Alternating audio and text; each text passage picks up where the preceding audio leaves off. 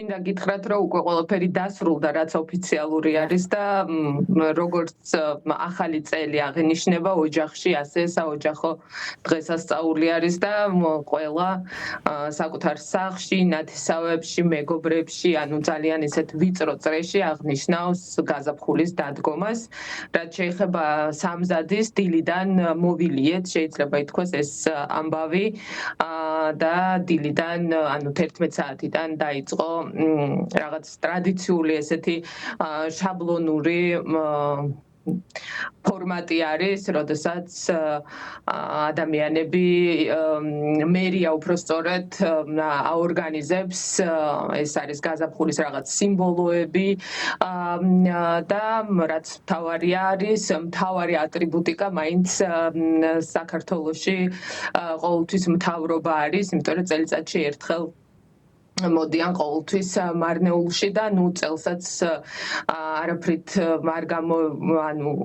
გამონაკლისი არ იყო, მოვიდა ირაკლი კობახიძე, მიხეილ ყაველაშვილი იყო, პაპუაშვილი იყო და რეგიონის სხვადასხვა მუნიციპალიტეტის წარმომადგენლები მოულოცეს ეს დღესასწაული, გამონაკლისი და კარგი არის ის და ეს სამოქალაქო სექტორის დამსახურება მინდა გითხრათ, რომ ყოველთვის გონიათ, რომ ეს არის რელიგიური დღესასწაული და რელიგიური არ არის ეს სახალხო დღესასწაულია და ანუ როგორც მუსლიმებს არ მოულოცეს ეს რაღაც კარგი არის, იმიტომ რომ მედიის და სამოქალაქო სექტორის მუშაობა როგორც ჩანს ტყუილად არ გვიწვალია ამდენი წელი, ეგ არის და სხვა არაფერი პრინციპში განსაკუთრებული არ მოხდა, უკვე სადღაც 2 საათზე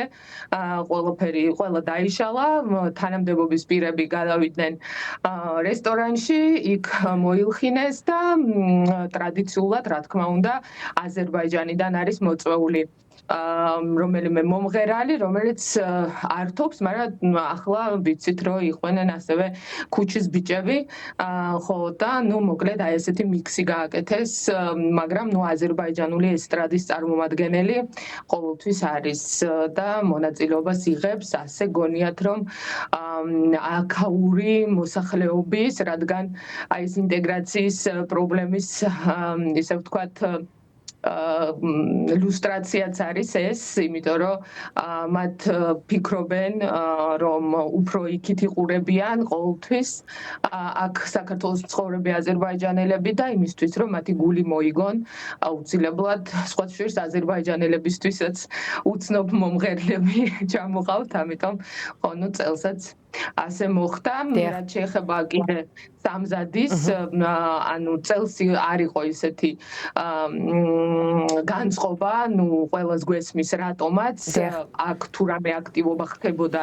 ყოველთვის არასამთავრობო სექტორით იყო, აქ ისედაც არ არის ისე განვითარებული, მაგრამ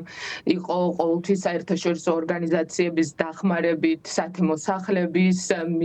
მიერ დაორგანიზებული ძალიან ბევრი საინტერესო ღონისძიება, რომელიც უშუალოდ ნოვრუზ ბაირამს ეხება, იმიტომ რომ ნოვრუზი არ არის მარტო 21 მარტი, აქ არის 4 სტიქიის ისე ვთქვათ აღნიშნა, ეს არის ეგრეთ წოდებული ჩარშამბა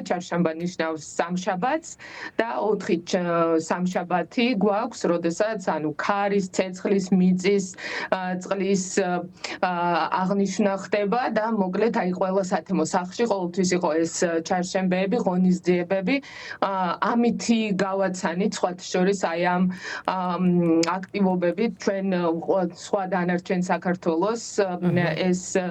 ძალიან ესეთი თბილი დღესასწაული, როგორც არის ნოვრუზი, მაგრამ წელს ასეთი აქტივობა აღარ იყო. აღარ იყო, იმიტომ რომ საერთო ჯამში არასამთავრობო სექტორი ძალიან კითხვის ქვეშ დგას მისი აქტივობა, ალბათ აი ეს რაღაც რეგისტრაცია რუსულ კანონში და ასე შემდეგ, ცოტა ვინც დარეგისტრირდა, ცოტა სწვენიათ, მაგრამ ვერაფერს ვერ აკეთებენ და მოკლედ აი მთელი ეს ამბები არის. რაც ირგვლივ ხდება და საერთო ჯამში განწყობაც ასეთი მაინც არ არის იმისთვის, რომ ცოტა სხვანაირად აღნიშნოთ, როგორც წესი და რიგია ხოლმე და როგორც ჩვეულებრივ აღინიშნება ნორმალურ სიტუაციაში. და ბოლოს კითხავ თქვენ ქართული ოცნების წარმომადგენლებზე საუბრობდით და აი დღესასწაულს მიღმა თუ ჩამოდიან ხოლმე როგორც წესი ხელისუფლების წარმომადგენლები და იცვლება თუ არა წლიდან წლამდე ამ თვალსაზრისით ადგილობრივების ყოფა.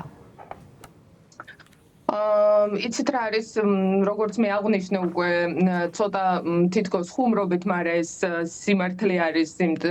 თანამდებობის პირები ყოველთვის ძირითადად ნოვრუზისთვის მოიტოვებენ მარნეულს. სხვათა შორის აი ეს წინასაარჩევნოთაც აღარ დადიან ბევრი წელი, უბრალოდ ნოვრუზ ბაირამზე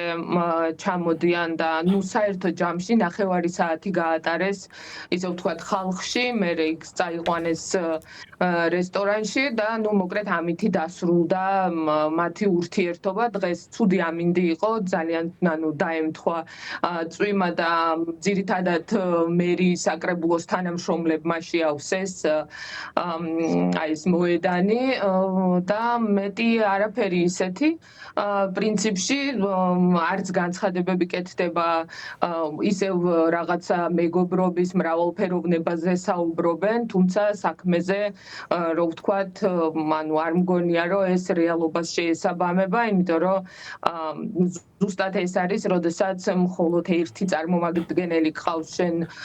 დიპლომატიური კორპუსის და ეს არის აზერბაიჯანის საელჩო, ალბათ ეს მანიშნებელია იმისი, რომ შენ არ თვლი, რომ საქართველოში მცხოვრები ეთნიკურად აზერბაიჯანელები, მაგრამ საქართველოს მოქალაქეები არიან თქვენი ნაწილი. ბევრი მანიშნებელი არის ამ ყველაფრის და ეს გრძელი თემა არის, თუმცა აი ეს უნდობლობა და გარიყულობა სახელმწიფოს და მოსახლეობის შორის იგრძნობა და ეს ყოველთვის არის რაღაც შეფუთული გარკვეული შიშებით. მარნეულის მერია ძალიან ინტენსიურად ემზადებოდა ახლა სტუმრების მოსასვლელად, იმიტომ რომ ჩვენ 7 წელი ამორტიზირებულ გზებით დავდივართ, იმიტომ რომ დიდი პროექტი კეთდებოდა აზიის განვითარების ფონდის დაფინანსებით, სხვათა შორის რაღაც წყალარინების და შეცვლის ამბავში და 7 წელი აი ესე ვცხოვრობ და ნუ ცენტრალური გზა დღე და ღამის განმავლობაში არემონტნენ და ამაზე ვხუმრობდით თუ ასე კარგად მუშაობა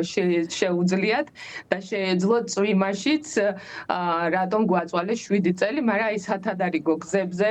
რო გადაიხედოთ, ხო, აი ეს ყველაფერი ფასადური არის, შეიძლება ითქვას ცენტრალური გზა ლამაზია, მაგრამ აი ატალახებულ ქუჩებში გვიწევს ჩვენ მოსახლეობას სიარული იმისთვის, რომ სახლში შევიდეთ.